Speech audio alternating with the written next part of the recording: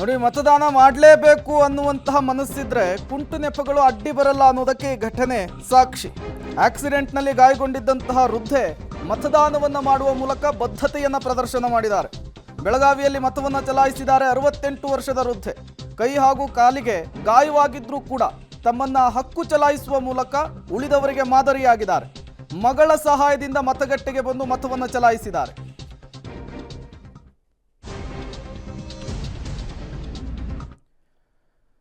ಎರಡನೇ ಹಂತದ ಮತದಾನದ ಸಂದರ್ಭದಲ್ಲಿ ಶತಾಯುಷಿಗಳು ಕೂಡ ತಮ್ಮ ಹಕ್ಕನ್ನು ಚಲಾಯಿಸುವ ಮೂಲಕ ಯುವಕರಿಗೆ ಮಾದರಿಯಾಗಿದ್ದಾರೆ. ಹುರುಪಿನಿಂದ ಬಂದು ಮತದಾನವನ್ನು ಮಾಡಿದ್ದಾರೆ ಶತಾಯುಷಿಗಳು.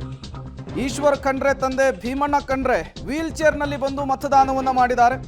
ಗದಗದಲ್ಲಿ ಹಕ್ಕನ್ನು ಚಲಾಯಿಸಿದ್ದಾರೆ 105 ವರ್ಷದ ಅಂದವ್ವ ಹಿರೇಮಠ್. ಬಿಳಿಗಿಯಲ್ಲಿ 104 ವರ್ಷದ ವೃದ್ಧೆ ಸಿದ್ದವ್ವ ಸಿದ್ದಪ್ಪ ಜಗಲ ತಮ್ಮ ಹಕ್ಕನ್ನು ಚಲಾಯಿಸಿದ್ದಾರೆ. ಬೀದರ್ನಲ್ಲಿ 100 ವರ್ಷದ ಸುಭದ್ರಾಬಾಯಿ ಮತದಾನವನ್ನು ಚಲಾಯಿಸುವ ಮೂಲಕ ಹಲವರಿಗೆ ಮಾದರಿಯಾಗಿದ್ದಾರೆ.